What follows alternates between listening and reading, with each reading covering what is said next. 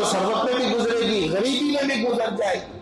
مجھے ایک فون آیا ایک بڑھیا کی طرف سے، کہنے لگے ہم بڑے مالدار تھے، حالات ایسے آئے کہ 4 بیٹیاں تھیں، 3 بیٹیوں کی شادی ہو گئی، میرے شوہر کا انتقال ہونے کے بعد بیٹیوں نے خود مجھ سے زبردستی، جن کی شادیاں ہو گئی تھی دامادوں کے بہکاوے میں آ کر، بیٹیوں نے خود ساری جائیدادیں نگل لی،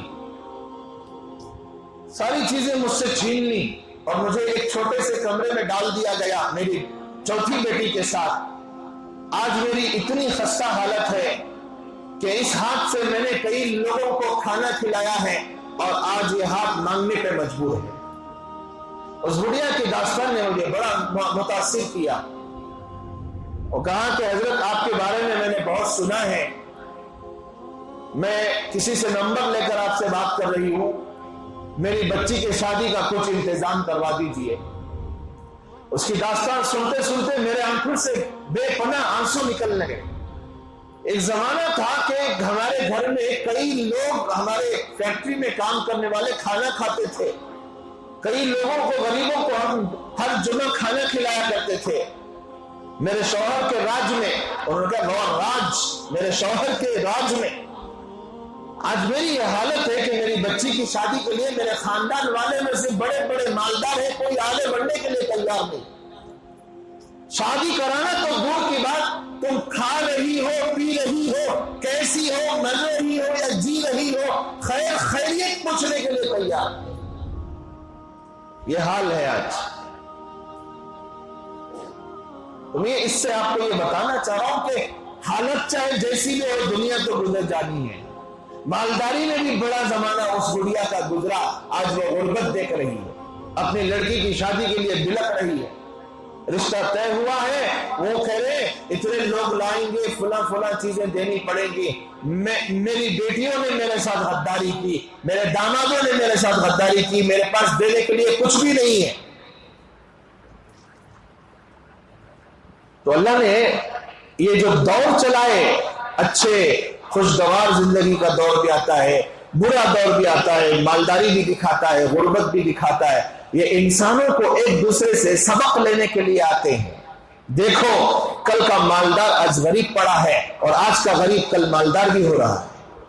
یہ تلک الایام نداولها بین الناس، یہ غریبی، امیری، یہ صحت اور بیماری، اور یہ اونچ نیچ اور 19-20 کا فرق، یہ سب کچھ ہمارے درمیان عبرت کے لیے اللہ چلاتے ہیں۔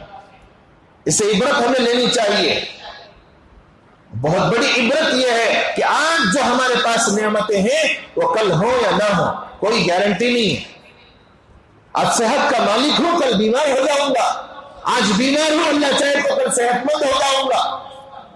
ہر دور سے اللہ اس لیے گزارتا ہے ایک دوسرے کے ساتھ ہمدردی پیدا ہو، ایک دوسرے کے ساتھ محبت پیدا ہو، ایک دوسرے کے ساتھ جذبہ ایک مثال پیدا ہو، جو صحابہ میں تھا، جو تابعین میں تھا، جو تبع تابعین میں تھا، اولیاء اللہ میں تھا۔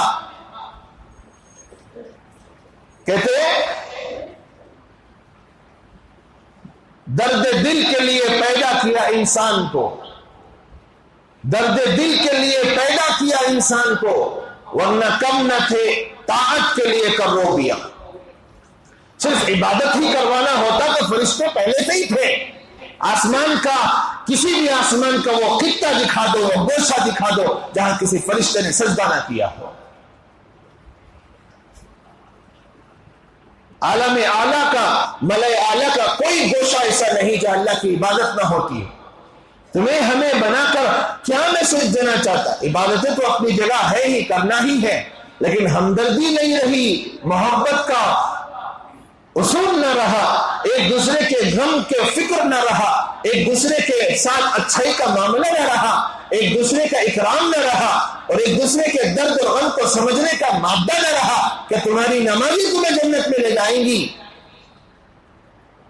کہ تمہارے روزے تمہیں جنت میں لے جائیں گے، کہ تمہارا صدقہ خیرات صرف جنت میں لے جائے گا۔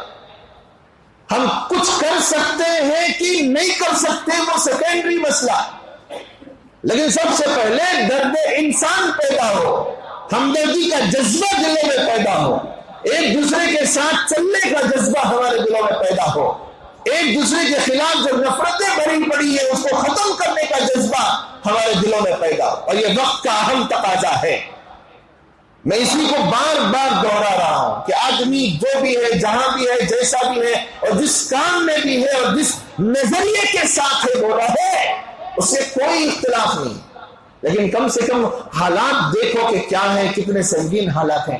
آج بھی اگر ہم ایک نہیں ہوئے اور اتحاد کا کام نہیں کیا، اتفاق کا کام نہیں کیا، نفرتوں کو، مخالفتوں کو ختم کر کے محبت کے نعرے نہیں لگائے اور سینوں کو کینے سے صاف نہیں کیا، خدا کی قسم نہ ہماری عبادتیں ہماری نیا پار لگا سکتی ہیں، نہ ہماری محنتیں ہمیں پار لگا سکتی ہیں۔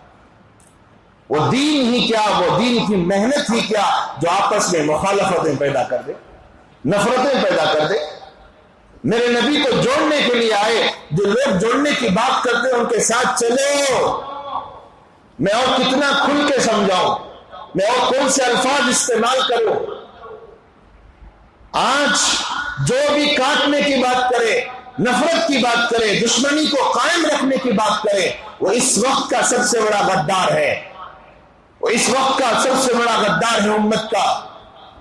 اس وقت ہمارے لیے اتحاد کی ضرورت ہے، اتفاق کی ضرورت ہے۔ اختلاف ہم نے بھی کیا ہے، ہمارا بھی نظریہ اختلافی ہے، لیکن ہم نے اس کو رکھ دیا ٹھنڈے بستے میں ڈال کر۔ پورے ملک کے پچھڑے ہوئے طبقوں کا مسئلہ آ گیا، تلواریں گردنوں پہ لٹک رہی ہیں، اب بھی ہم اپنے ناک کے مسئلے میں پڑے۔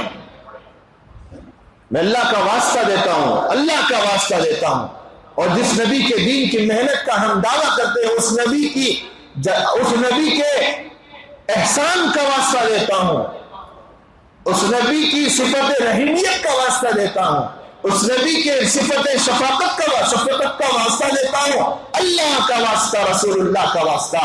اس وقت صرف اور صرف اتحاد کی بات کرو، اتفاق کی بات کرو، محبت کی بات کرو، نفرتوں کو ختم کرنے کی بات کرو۔ یہی ہمارا پیغام ہے، اور سارے علماء کا اس وقت یہی پیغام ہے۔ اب رہا اختلاف، نظریاتی اختلاف، اس کو اپنی جگہ رہنے دو، جس کو جو پسند ہے وہ کام کرے، جس طریقے اور جس لہر پر جو کام کرنا چاہیے اس کو چھوڑ دو، وہ آزاد ہے اپنے نظریے پر قائم رہنے میں، کوئی زبردستی کسی کو کدھر نہیں لے جا سکتا۔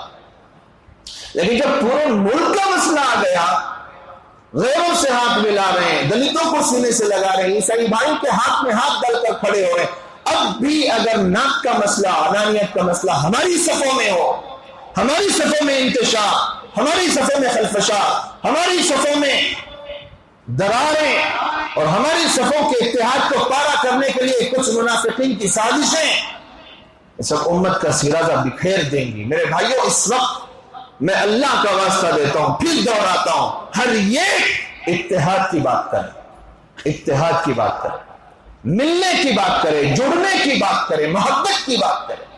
یہ محبت ہی نفرت کے سیلاب کو ختم کر سکتا ہے۔ ایک طرف سے نفرتوں کو بھڑکانے کے لیے کوششیں ہو رہی ہیں، اور یاد رکھو جب محبت والے محبت کا نعرہ لے کر کھڑے ہو جاتے ہیں تو محبت کے کھاٹے مارتے ہوئے سمندر کے سامنے ان ندی نالوں کی کوئی حیثیت نہیں ہوگی، نفرت کی کوئی نفرت کی حیثیت نہیں ہوگی۔ اللہ کے واسطے ایک دوسرے کو معاف کرو، سب سے غلطیاں ہوئی ہیں، سب سے غلطیاں ہوئی ہیں، ایک دوسرے کو برا بھلا سب نے کہا ہے، ایک دوسرے کی ٹانگیں سب نے کھینچی ہیں، ایک دوسرے کی پگڑیاں سب نے اچھالی ہیں، نہ میں دودھ کا دھولا ہوں نہ آپ میں سے کوئی دودھ کا دھولا ہے، سب سے خطائیں ہوئی ہیں، سب سے گناہ ہوئے ہیں، اور سب سے بد زبانیاں ہوئی ہیں، بد کلامیاں ہوئی ہیں، لیکن کیا اس وقت بھی ہم ایک دوسرے کو معاف نہیں کریں گے؟ اس وقت بھی ایک دوسرے کے لیے محبت کا پیغام نہیں دیں گے؟ اور وہ کون سا الم یعن للذین آمنوا ان تخشع قلوبهم لذکر اللہ، کیا مومنوں کے لیے ابھی وقت نہیں آیا کہ ان کے دل اللہ کے ذکر کے سامنے ڈر جائیں، خشیت میں لڑک جائیں؟ اب بھی ڈرنے کا مقام نہیں آیا۔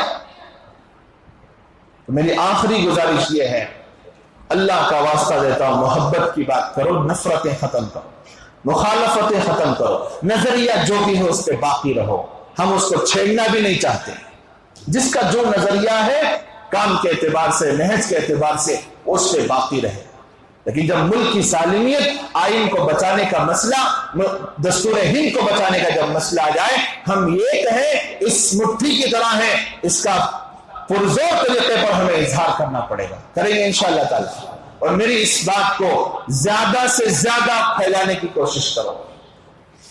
بہت ہی سوچنے اور سمجھنے کے بعد ہم لوگوں نے یہ فیصلہ لیا ہے، علماء نے۔ اگر آپ اس وقت علماء کے اس فیصلے کو قبول کرتے ہیں اور محبت کی آواز لگاتے ہیں تو اللہ کا میں اللہ کی ذات سے امید رکھ کر کہتا ہوں، کل قیامت کے دن آپ علماء کے صف میں کھڑے ہوں گے انشاءاللہ۔ اور علماء کے صف میں کھڑا ہو جانا کوئی معمولی بات نہیں ہے۔ پورے علماء کا ایک درد ہے اس وقت، ایک عجیب قسم کا درد سب جگہ رکھا جا رہا ہے۔ امت کو ایک کرو، ایک کرو، ایک کرو۔ مکاتب فکر اگرچہ کے الگ الگ ہوں گے، سوچ اگرچہ کے الگ الگ ہوگی، لیکن ان سب چیزوں کو ختم کر کے اپنے اپنے مسجدوں میں ان چیزوں کو رکھو، اپنے اپنے نظریے پر قائم رہو، لیکن اللہ کی محبت کی بنیاد پر، ایک کلمے کی بنیاد پر اور ایک رسول کی بنیاد پر، ایک قرآن اور ایک حدیث کی بنیاد پر ہم سب اس وقت کیا ہو سکتے ہیں؟ ایک ہو سکتے ہیں۔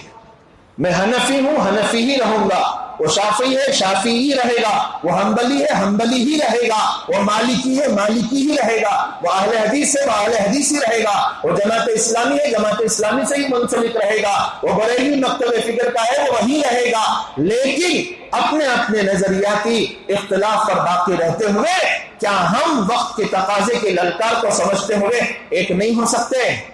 ارے ہو سکتے، نہیں ہو سکتے؟ پاسبل ہے یا نہیں ہے؟ کیا کوئی ایسی آواز علماء کی طرف سے لگائی جا رہی ہے جو امپاسبل ہے؟ ممکن ہے کہ نہیں؟ آپ فیصلہ کرو۔ ممکن ہے تو ہمارے ساتھ شامل ہو جاؤ، آواز لگاؤ اتحاد کی، اتفاق کی، محبت کی۔ جو بھی نفرت کی بات کرے، پرانی دشمنیوں کو کھودنے کی بات کرے، ہاتھ جوڑ کر اسے سمجھا دو، بھائی تو بھی ہمارے ساتھ آ جا، اب نفرت کی بات نہ کر، اب نفرت کی بات نہ کر، اب دشمنی کی بات نہ کر، اب پرانی باتوں کو چھیڑنے کی بات نہ کر، اب گڑے ہوئے مردے اکھاڑنے کی بات نہ کر۔